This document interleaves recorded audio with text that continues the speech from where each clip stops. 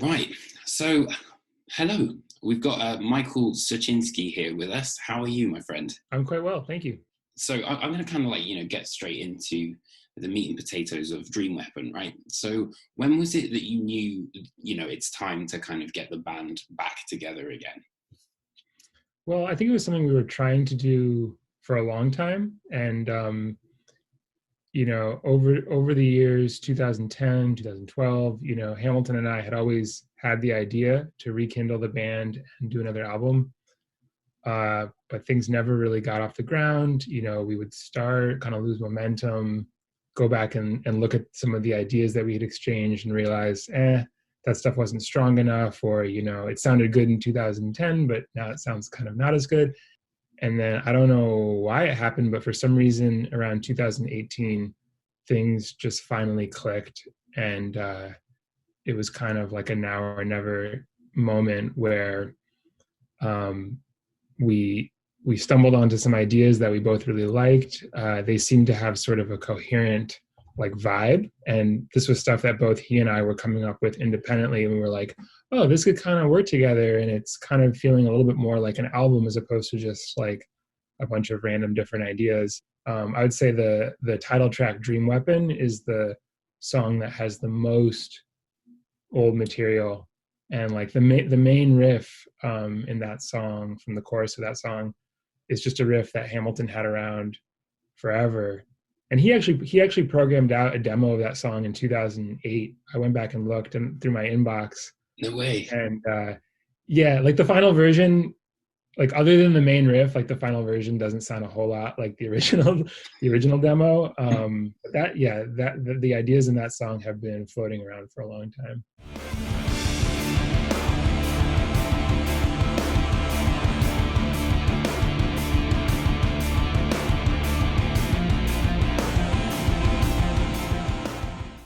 I've seen like in various interviews that you guys have said that you wanted the listener to kind of get lost in this universe. But I was wondering, like, what do you envision when you hear this album? What universe do you get lost in?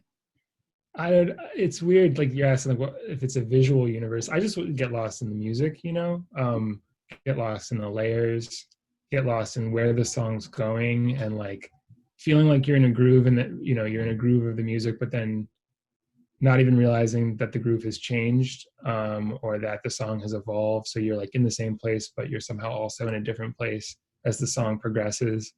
I don't know, the album art I think is super cool too. So maybe you're wandering around wherever the places that's depicted on the cover of the album or something. I don't know.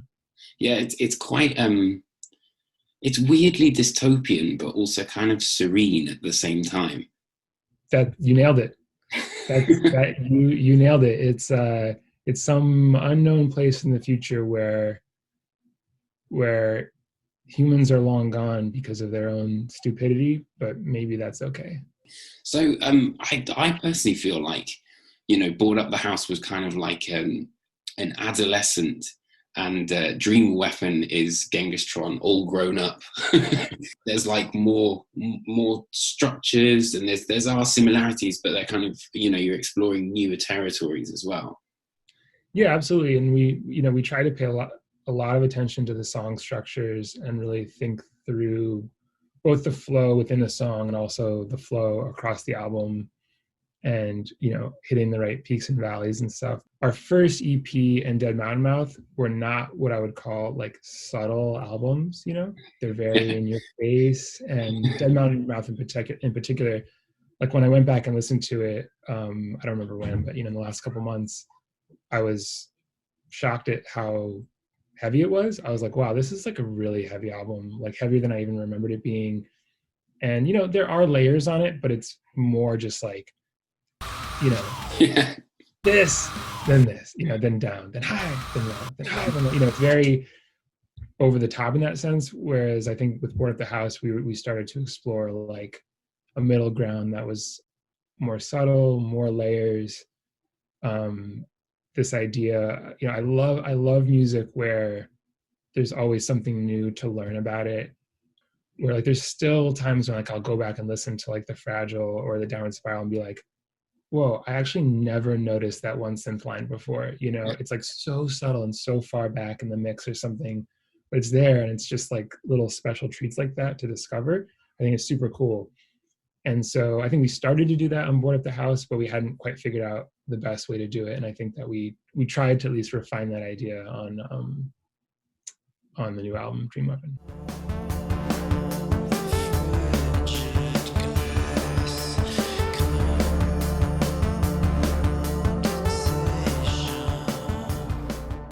Like with a song like I'm forgetting the names of our own songs. Ritual Circle, which was the second single that we put out. Yeah.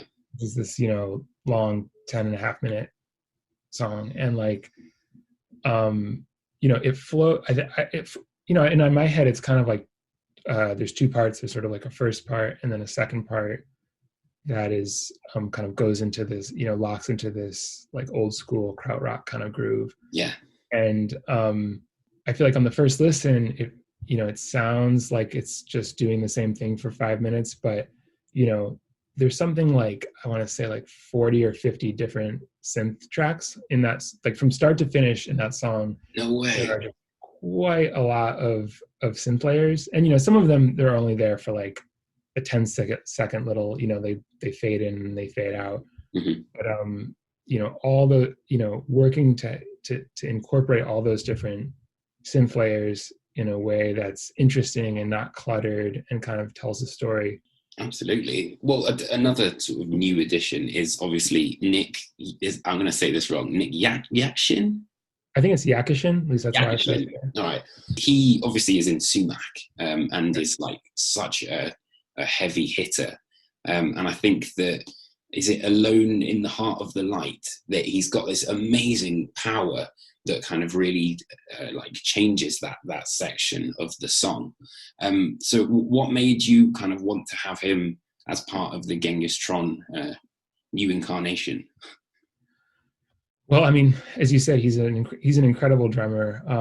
What's crazy is that me and Hamilton have never actually met Nick in person. I mean, we would have had, you know, if not for the pandemic and stuff, but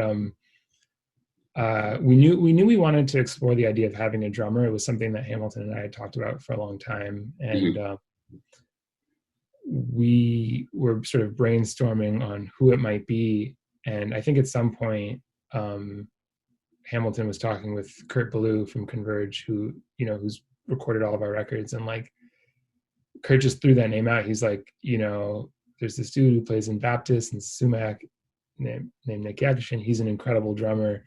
We talked to him and he was like, oh, you know, if you guys are looking for someone to do like blast beats, like, I don't know if I'm your guy. Like, I don't know if that's really interesting to me. You know, I could do it, but it's kind of like, you know, it's like, feels like more like you could just get like a studio person to do that or something. Yeah. And then we sent him the demos and he was like, oh, like, I get it. Like, you know, he sort of realized that we were onto something else, like a little bit different from what we were doing in the past. And he, you know, he would, the drum beat in Pyrocene in particular, he was like, that is a dope drum beat. Like, I really want to play that drum beat.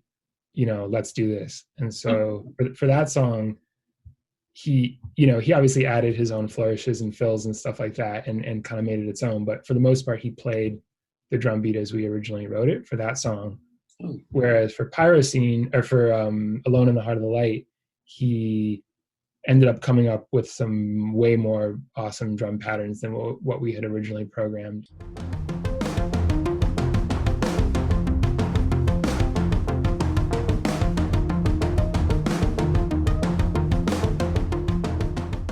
When I first heard the record, I was like, hang on a minute, there's like no screaming whatsoever.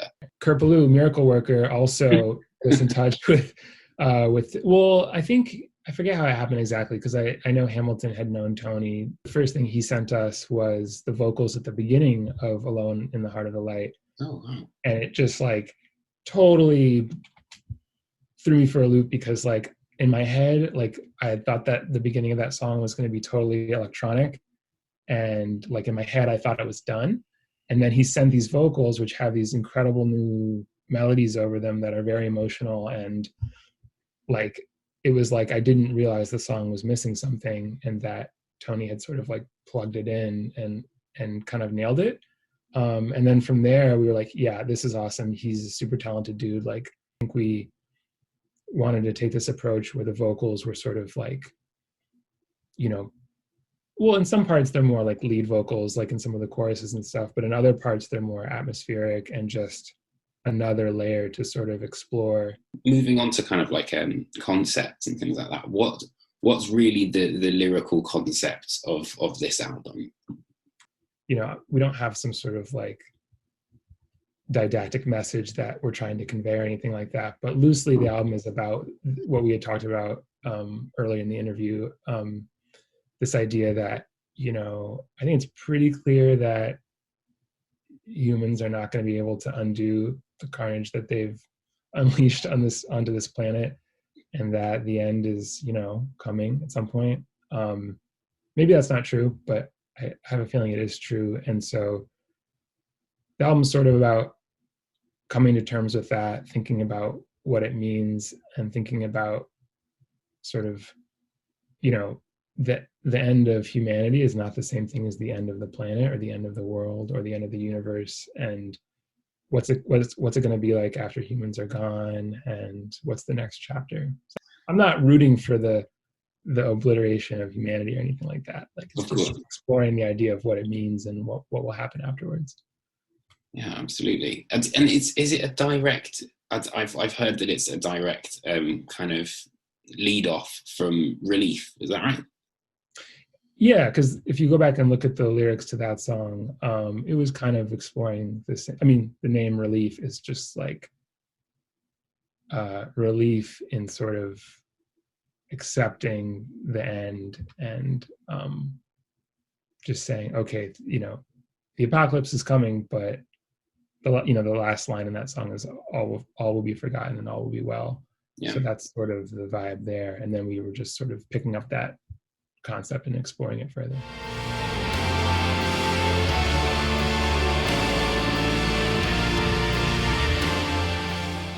I was also wondering, in terms of the actual title of the album, what exactly is like Dream Weapon like referring to? I actually don't have a clue what it's referring to. It's really just a cool phrase. And to be perfectly honest, it's something that we borrowed or were influenced by from a lyric from the band Coil. So first of all, Coil is an awesome band. Everyone should go check them out if you're not familiar with them. But they had an album called Black Antlers in the early 2000s, and there's a song called Sex with Sun Ra, and it's a really cool little track. And there's a lyric. Now is the time to relaunch the dream weapon. He said, now is the time. We just thought that was a cool phrase, and we used to like listen to that record, like driving in the van on tour and stuff. Mm-hmm. And then we actually even did a track, like Revolver magazine used to have this thing where you would go into their like studio in Manhattan and write and record a song in like 1 hour or something. We actually did that, and I don't think the song is available like anywhere. I don't think it's on the internet anymore. But we called that song "Relaunch the Dream Weapon." Oh, no way! Just because we were into that lyric at the time, and then we were just brainstorming album titles, and that phrase stuck with us, so we just rolled with it. It's like, I kind of think of it as like a tool of some kind. Like, you need to find the dream weapon, and then it will sort of unlock something for you. It's definitely not like a weapon, like, you know, I'm gonna shoot you, dream weapon. It's more like, yeah, you know, a tool that you might find in your dreams to, you know, get to the place you need to go, or something like that. Absolutely. Well, you definitely are relaunching the dream weapon. Yeah, indeed we are. Yeah, it is it's officially relaunched. I mean, it's launched. We're in outer space now, so. Oh, awesome, man. Well, thank you ever so much for taking the time to have a chat. I really, really appreciate it.